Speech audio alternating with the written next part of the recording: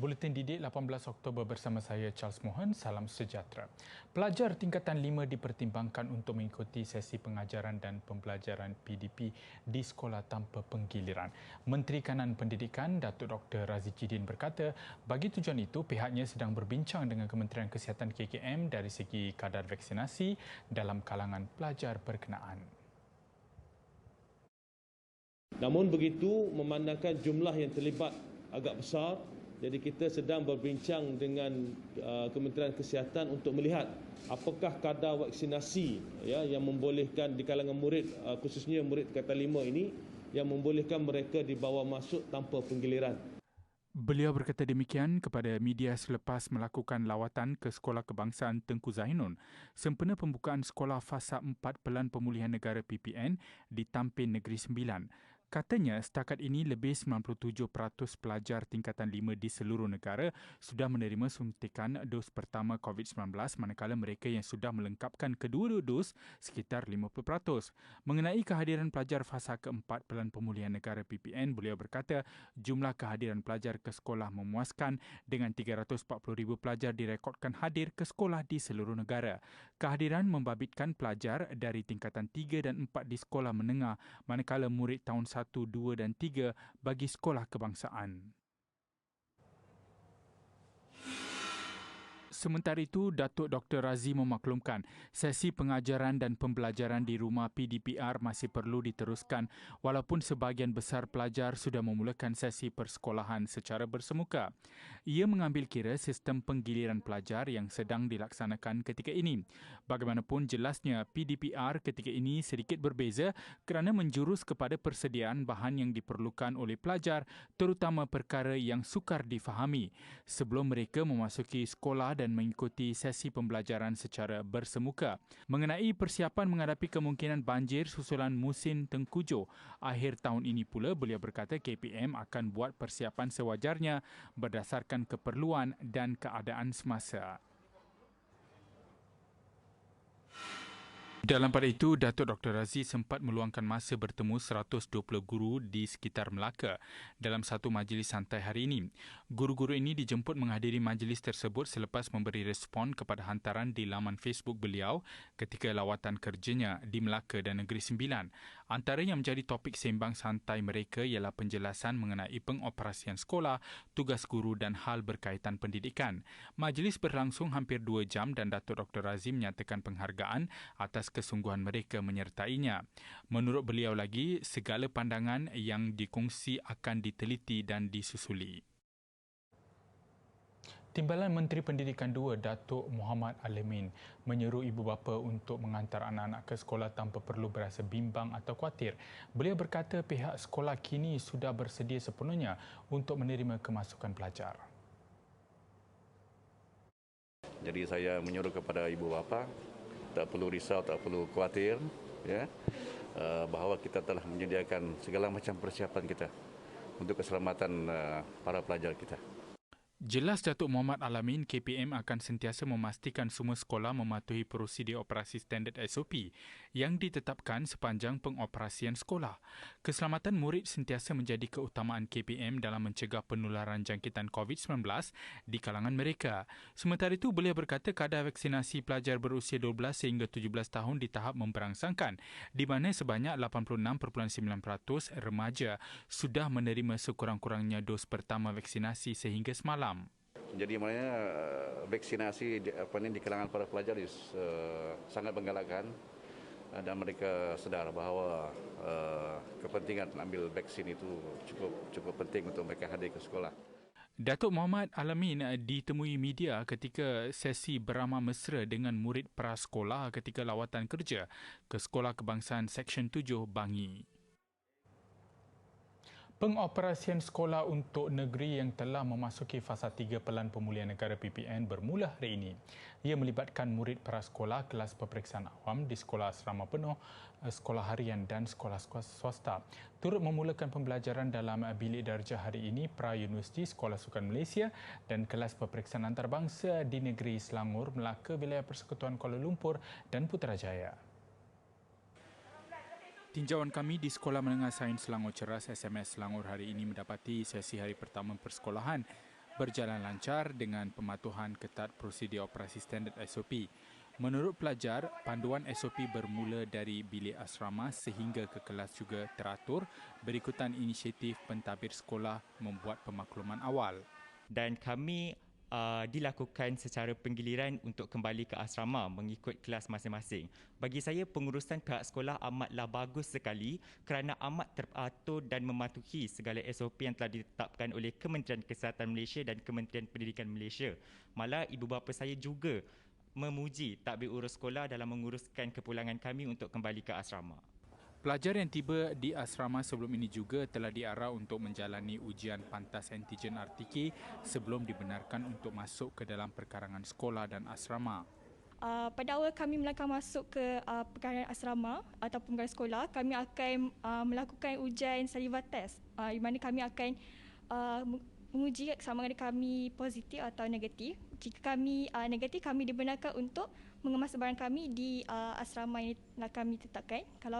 Jikalau kami positif, kami dikenaki untuk mengasingkan diri kami di bilik yang ditetapkan supaya keluarga ataupun penjaga yang menghantar kami ke sini akan mengambil kami pulang kembali. Tambah Afika, ujian terbabit perlu dilakukan 3 kali sehingga hari yang ke-14. Selain itu, kedudukan katil di asrama juga mengikut penjarakan fizikal dan mempunyai aliran udara yang baik. Di asrama kami tetapkan satu dom mengikut katil masing-masing. Kami membuat kerja di katil masing-masing serta menjarakkan sentiasa menjaga penjarakan fizikal. Ketika hendak ke tandas juga kami menggunakan kapasiti maksimum yang ditetapkan. Pergerakan pelajar juga mengikut penanda arah yang telah dilakukan oleh pentadbir sekolah. Selain itu, makanan yang disediakan di Dewan Makan disediakan dalam bungkusan. Langkah itu untuk mencegah jangkitan dan memastikan makanan terbabit selamat daripada sebarang pencemaran. SOP yang ditetapkan oleh Kementerian Pendidikan KPM dan Kementerian Kesihatan KKM ini adalah langkah memastikan keselamatan pelajar di sekolah terjamin, sekaligus menjadikan sekolah sebagai gelembung selamat kepada pelajar, guru dan pentadbir. Di Labuan, proses pembukaan sekolah secara bersemuka berjalan lancar hari ini. Menyaksikan 2 kategori pelajar dibenarkan hadir ke sekolah. Ia membabitkan sekolah rendah murid, tahap 1 dan sekolah menengah melibatkan pelajar kelas peperiksaan awam tingkatan 3 dan 4. Bagi pelajar sekolah menengah di sekolah asrama penuh, mereka hadir tanpa penggiliran, manakala di sekolah harian hadir secara penggiliran. Manakala murid tahap 1 membabitkan tahun 1, 2 dan tahun 3 pula hadir secara penggiliran. Tinjauan di Sekolah Menengah Kebangsaan SMK Ranca-Ranca mendapati pelajar mematuhi prosedur operasi standard SOP. Pelajar disambut guru ketika tiba di pintu masuk untuk memeriksa suhu badan sebelum masuk ke bilik darjah masing-masing. Pembelajaran secara dalam talian ni mempunyai banyak cabaran lah. Member pun rakan-rakan banyak mengadu masalah. Jadi dapat kembali ke sekolah ni adalah salah satu perkara yang dapat menggembirakan dan membantu kami lah dengan lebih baik dalam pendidikan. Sebagai ibu bapa kami sangat gembira lah sebab anak-anak boleh bersemuka, sebab pembelajaran secara bersemuka ni amat berkesan kepada anak-anak kami sebab dapat bertanya terus dengan pihak guru. Teruja sebab saya dapat berjumpa dengan kawan-kawan saya. Lagipun saya rasa belajar di sekolah lebih berkualiti daripada belajar di rumah. Pembukaan semula sekolah selari dengan status Pulau Bebas Cukai itu yang berada dalam fasa 4 Pelan Pemulihan Negara PPN.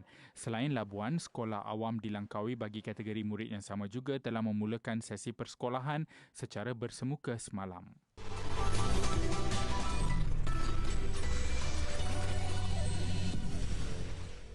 Bersua kembali, Sidang Dewan Negara. Kementerian Kesihatan KKM sedia bersemuka dengan kumpulan anti-vaksin bagi memberikan penjelasan dan menerangkan fakta mengenai vaksinasi COVID-19. Pertemuan juga boleh diatur dengan Menteri Kesihatan Khairi Jamaluddin bagi tujuan berkenaan. Jadi saya nak sarankan Yang Berhormat dan semua bahawa kalau ada kumpulan ini, why not, kenapa tidak kita jumpa? Kenapa tidak kita datang nanti, kita boleh uruskan, saya boleh berbincang dengan Yang Berhormat Menteri Kesihatan supaya kita bersemuka dan kita cakap yang sebenar-benarnya. Jangan kita cakap sini sana dan menyebarkan berita palsu, kita bimbang juga. Nanti KKMM akan mengambil tindakan kerana penyebaran berita palsu pula. Tambah Datuk Dr. Nur Azmi, KKM tidak pernah membuat keputusan terburu-buru mengenai vaksin kerana ia mengikut data dan kajian daripada dalam dan luar negara. Malah penerangan telah diberikan berkali-kali bahawa vaksin COVID-19 diberi untuk membantu meningkatkan imuniti badan. Beliau menjawab soalan tambahan Ahli Dewan Negara Senator Wan Martina Wan Yusof. Ia berkaitan tindakan kerajaan supaya tidak timbul kekeliruan dalam kalangan kumpulan anti-vaksin yang menggunakan data COVID Now bagi mempengaruhi mereka yang belum divaksin. Kerajaan menawarkan insentif sehingga RM1,000 kepada graduan dan pencari kerja menerusi program kemahiran digital bagi kerjaya hari esok. Ujar Timbalan Menteri Sumber Manusia Dato' Awang Hashim, ia sebagai tindakan jangka pendek untuk membantu mereka sekaligus meningkatkan peluang pendapatan. Turut ditawarkan insentif Short Term Employment Program atau MyStep dengan peruntukan berjumlah RM700 juta. Inisiatif itu disasarkan mampu menawarkan lebih 50,000 peluang pekerjaan secara kontrak meliputi 35,000 peluang pekerjaan di sektor awam. Untuk program My Future Job bagi penganggur ataupun graduan yang sedang mencari kerja. Daftar saja dengan aplikasi My Future Job, kerajaan akan memberi automatic insentif RM300 dan mencari kerja dalam tempoh sebulan. Katakanlah dalam masa tempoh sebulan tak dapat lagi kerja, tak ada job matching ataupun tak ada persepadanan kerja. Lagi kerajaan bagi melalui My Future Job ini, aplikasi My Future Job ini bagi lagi RM300, jadi RM600. Cari lagi kerja sehinggalah beliau mendapat pekerjaan dan bila dapat saja letter offer lagi RM400 sebagai insentif permulaan untuk dia memulakan pekerjaan. Jadi insentif ini dalam program My Future Job ini lebih kurang RM1,000 sehingga mendapat pekerja. Ujarnya, hasil program dilaksanakan sehingga 31 Ogos lalu, seramai 47,672 individu telah diambil bekerja. Daripada jumlah itu, 35,917 individu ditempatkan di sektor swasta, manakala 11,755 individu di syarikat berkaitan kerajaan GLC dan rakan strategik berkaitan. Terdahulu, beliau menjawab soalan Ahli Dewan Negara Senator Yaakob Sapari mengenai tawaran baru kepada graduan universiti yang sedang menganggur ketika ini. Penuntut Institut Pengajian Tinggi IPT khususnya boleh menggunakan peluang mengakses Jurnal Parlimen Malaysia Jilid 1 2021 yang kini dibuka kepada orang ramai menerusi laman web awam. Menurut Yang di-Pertua Dewan Negara Tan Sri Rais Yatim, orang ramai juga digalakkan menghantar penulisan ilmiah bagi penerbitan Jilid 2 sebelum 30 November ini. Jurnal diterbitkan memaparkan kajian-kajian yang memberi fokus kepada fungsi parlimen, perundangan, amalan dan tata cara parlimen serta perkara-perkara yang menyentuh hal ehwal ahli parlimen. Jurnal turut mengandungi 11 artikel hasil penulisan tokoh-tokoh tempatan, pakar perundangan serta ahli parlimen. Bagi memastikan Jurnal Parlimen Negara menepati piawaian antarabangsa dan kualiti penerbitan jurnal, lembaga editorial ditubuhkan dianggotai 11 ahli akademik dari universiti tempatan dan antarabangsa serta pakar-pakar dari pelbagai agensi. Siang tadi, majlis serahan dilaksanakan di perkarangan Dewan Negara kepada ahli-ahli Dewan Negara. Jurnal ilmiah dengan capaian terbuka dan tinjauan semula setara dua pihak diterbitkan secara tahunan bahagian penyelidikan dan perpustakaan Parlimen Malaysia.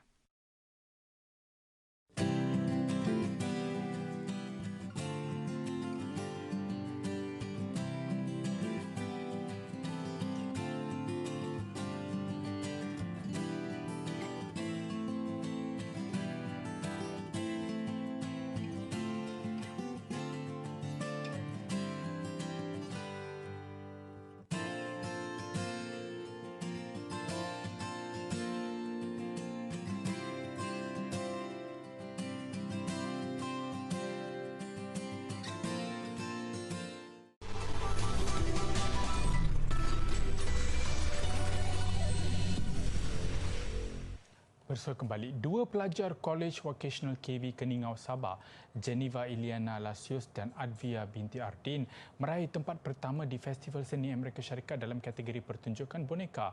Festival American Charm itu dijalankan secara dalam talian dan kedua-dua pelajar terbabit berjaya menarik perhatian juri dengan karya berjudul Unga dan Grandma Endang.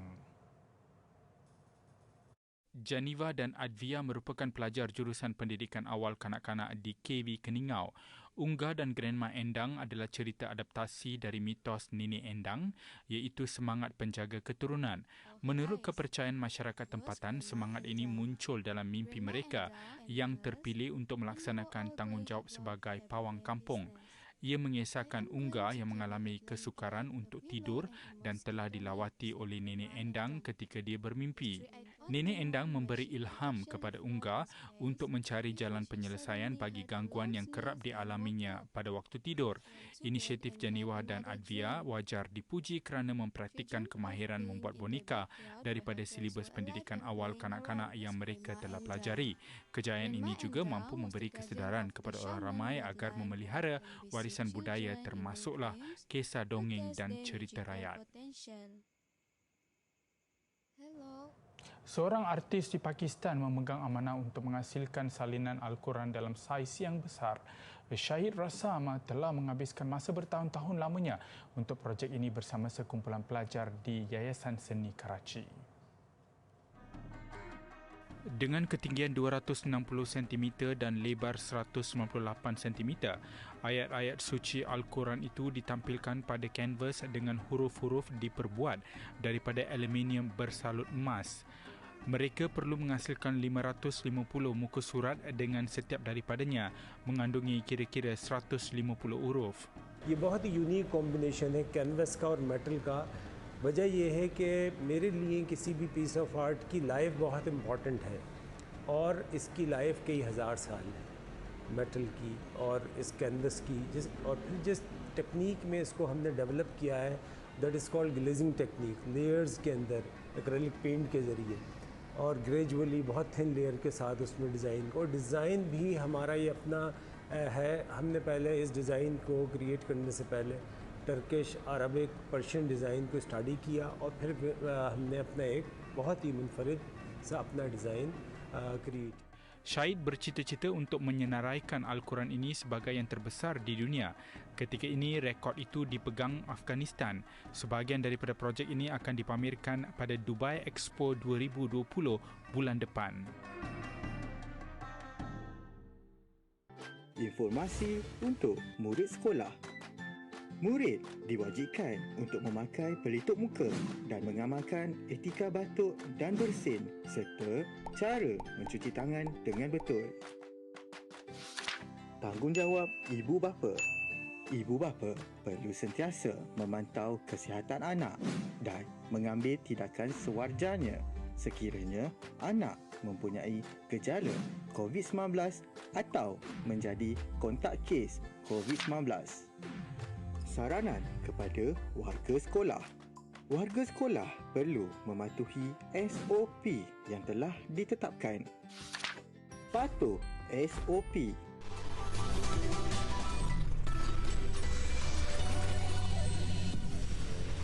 Kembali, Persekutuan Sukan Asia Tenggara SEAGF hari ini mengesahkan Sukan ke-31 di Hanoi akan berlangsung pada pertengahan Mei 2022.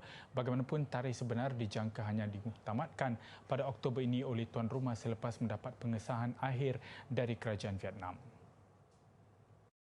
Dan hari ini kita dah dapat satu penjelasan dan kita berharap bahawa dengan adanya kepastian ini, atlet-atlet kita tidak lagi dan pegawai-pegawai kita tidak lagi berada dalam keadaan yang tidak menentu.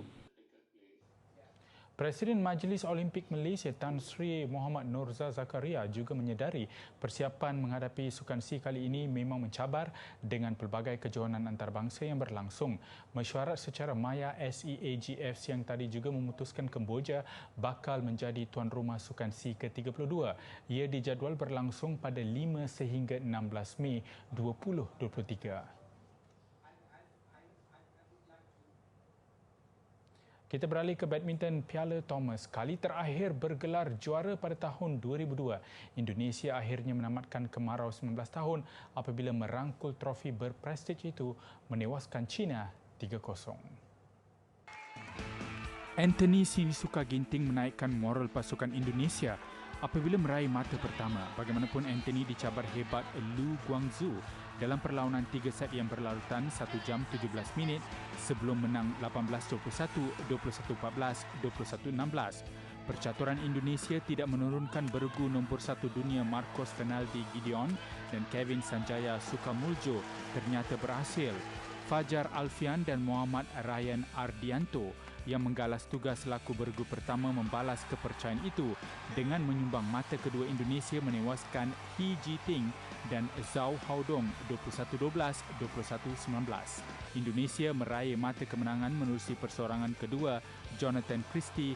Jonathan diberi tentangan hebat oleh Li Shifeng sebelum mengesahkan kejuaraan Indonesia dengan keputusan 21-14, 18-21, 21-14. Kali terakhir Indonesia bergelar juara pada tahun 2002 menewaskan Malaysia 3-2 di Guangzhou, China.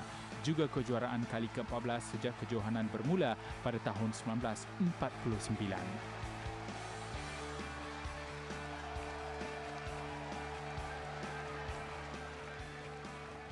Persaingan bola sepak Liga Juara-Juara Asia pertembungan penuh mendebarkan dua wakil Korea Selatan pada aksi suku akhir menyaksikan Ulsan Hyundai menewaskan Jeonbuk Hyundai Motors menerusi gol masa tambahan.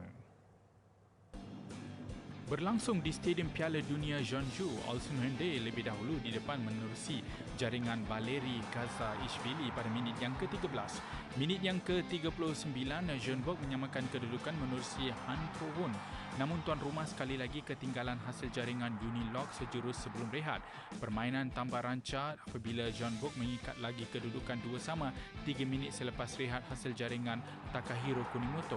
Kedudukan 2-2 berlarutan sehingga bisel penamat memaksa perlawanan dilanjutkan ke masa tambahan dan Ulsan memastikan kemenangan 3-2 menerusi jaringan Lee Dong-yong membolehkan juara bertahan itu mara ke separuh akhir.